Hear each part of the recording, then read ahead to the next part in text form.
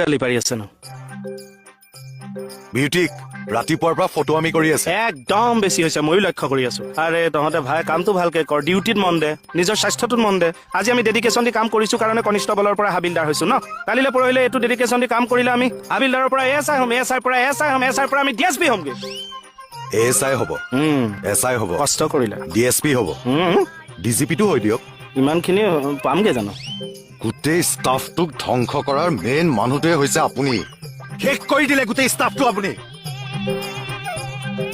আৰে কমেডি কৰিব লগা হ'লে মই কৰিম মই এৱাৰ্ড পাইছো সিহঁতে কিয় ফ'ল' কৰিব লাগে মোক চিৰিয়েল এখন গেলাই দিবগে চৰি থানাখনৰ কথা কৈছো আৰে মই তহঁতক ফটো আমি কৰিবলৈ কৈছো নেকি কাম এৰি পেলাই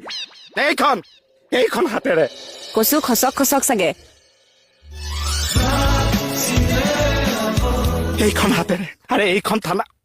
কি হ'লে কিয় পিঠি দিলি মোৰ ফালে আপুনিয়ে কৈছিলে দেখোন মোৰ ফালে নাচাবি অ তই ক'লে যা আপুনিয়ে কৈছিলে দেখোন ওচৰত নাথাকিবি বুলি